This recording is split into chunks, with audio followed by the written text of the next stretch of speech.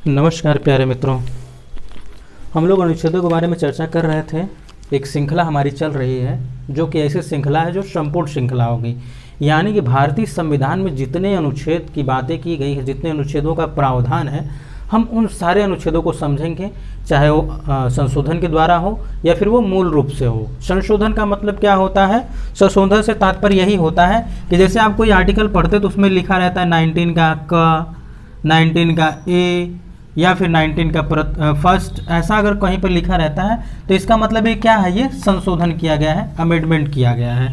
तो हम लोग क्या करेंगे, सारे के सारे अनुच्छेदों को एकदम सीक्वेंस वाइज, जैसा कि हम लोग पहले से ही बातें करते आ रहे हैं। आज हम लोग आर्टिकल 84 तक पहुंच चुके हैं, यहाँ तक हम लोग सफ़र कर लिए हैं। इसी रूप में हम लोग क्या करेंगे, पूरे के पूरे आर्टिकल 395 जितने भी होंगे आर्टिकल, जितने भी संशोधन करके हुए हैं, हम उन सारे अनुच्छेदों को डिटेल्स एकदम सीक्वेंस वाइज विस्तार से और आसान भाषा में समझने का प्रयास करेंगे, जिससे क्या होगा कि आपकी पॉलिटी लगभग कवर हो जाएगी। और इसके साथ हम लोग अनुसूचियों का सिलसिला एक जारी कर देंगे। अनुसूचियों का जो 12 अनुसूची हमारे भारतीय संविधान में, 12 अनुसूचियों के लिए हम क्या करेंगे, 12 वीडियो बनाएंगे, यानी 12 क्या करेंगे, 12 लेक्चर बनाएंगे हम लोग। 12 अनुसूची है जिसमें हम लोग क्या करेंगे, 12 के 12 लेक्चर बनाएंगे, वीडियो बनाएंगे, जिसमें आपका क्या हो जाएगा, अनुसूची भी, शेड्यूल भी कंप्लीट हो जाएगी। ठीक, तो पहले हम लोग क्या करेंगे, सीक्वेंस चला रहे हैं।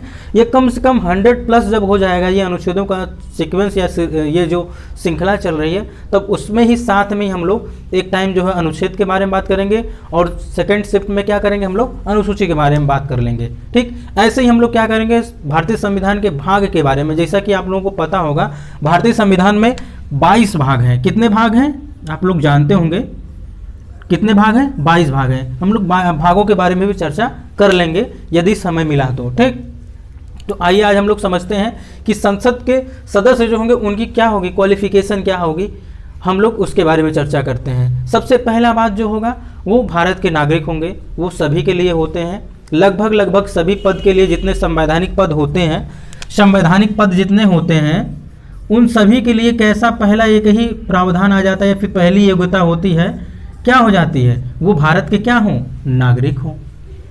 ठीक, अभी आपको याद हो जाएगा, ये विश्वास मानकर चलिए कि आपको अभी याद हो जाएगा, बस केवल ध्यानपूर्वक सुनिए, बस याद हो जाएगा। लोकसभा के जो सदस्य होंगे, लोकसभा के सदस्य के लिए 25 वर्ष की आयु होनी चाहिए, न्यूनतम 25 वर्ष आयु। राज्यसभा के सदस्यों के लिए न्यूनतम आयु 30 वर्ष होनी चाहिए, वो किसी लाभ के पद पर ना हो। संसद के सदस्यों को किसी भी लाभ के पद पर नहीं होना चाहिए। ठीक, और न्यायालय द्वारा पागल, दिवालिया या दोषित न हो।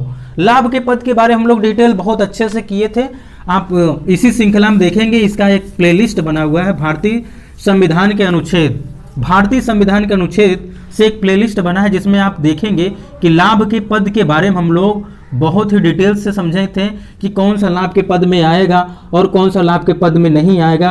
और यदि इसमें मतभेद आता है, कन्फ्यूजन होता है कि लाभ के पद में रखा जाए कि किस में रखा जाए, अगर इस पर कोई विवाद आता है तो उसका डिसीजन कौन देगा, इसके बारे में हम लोग चर्चा कर लिए हैं, जो कि बहुत पूछा जाता है प्रश्न। ठीक है, ये प्रश्न ऐसा पूछा जाता है, लाभ के पद का निर्धारण कौन करता है? संसद करती है, सर्वोच्च न्यायालय करती है, राष्ट्रपति करते हैं या फिर प्रधानमंत्री करते हैं। आप इसके बारे में भी क्लियर हो जाएंगे। ठीक, तो क्या है इसमें जो योग्यता होगा संसद के सदस्यों का, तो पहले क्या होंगे, भारत के नागरिक होना चाहिए। लोकसभा का सदस्य अगर बनना है तो 25 वर्ष की आयु होनी चाहिए। अगर राज्यसभा के सदस्य उन्हें 30 वर्ष की आयु होनी चाहिए न्यूनतम। ठीक, वो किसी लाभ के पद पर ना हो। न्यायालय द्वारा वो पागल, दिवालिया या दोषित ना हो। दोषित से क्या तात्पर्य होता है? दोषित से तात्पर्य ये होता है कि कोई अपराध इनके ऊपर सिद्ध ना हुआ हो। ठीक, दिवालिया का मतलब ये होता है कि क्या किए, किसी बैंक के द्वारा या फिर कहीं पर ये इन्होंने ऋण ले लिया और ऋण ये पूरा नहीं किए, यानी चुकाए नहीं, यानी चुकता नहीं किए, पेड नहीं किए। ठीक, तो इनको क्या कह दिया जाता है, दिवालिया घोषित कर दिया जाता है। पागल का मतलब क्या होगा, इसको आप भली भांति जानते हैं, मानसिक रूप से क्या हो जाए, असंतुलित हो जाए। ठीक, इनका संतुलन क्या हो जाए, बिगड़ जाए, तो इन्हें कह देंगे पागल। ठीक, लाभ के पद क्या हो जाएंगे उसके बारे में आप लोग समझ गए। आई होप आप लोग ये 4 ही फैक्ट ऐसे हैं, 4-5 फैक्ट ऐसे हैं कि आप याद कर लीजिए, ये समझ लीजिए, इससे आपका काम बन जाएगा। वनडे एग्जामिनेशन में कैसे प्रश्न आ जाते हैं, वनडे एग्जामिनेशन में डायरेक्ट ही प्रश्न पूछ लिए जाते हैं कि राज्यसभा के सदस्यों की न्यूनतम आयु कितनी होनी चाहिए, लोकसभा के सदस्यों की न्यूनतम आयु कितनी होनी चाहिए। जैसा कि हम लोग राष्ट्रपति के बारे में भी बात किए थे, वैसे हम लोग उपराष्ट्रपति के बारे में बात किए कि उनकी न्यूनतम आयु कितनी होनी चाहिए।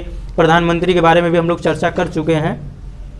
ठीक, ऐसे ही हम लोग क्या करेंगे, सारे अनुच्छेदों को चर्चा कर लेंगे, जिसको हमें क्या होगा, कोई भी क्वेश्चन जो अनुच्छेदों से संबंधित होगा वो आपका एकदम आसान से आप उसमें खुद को कंफर्टेबल जोन में पाएं।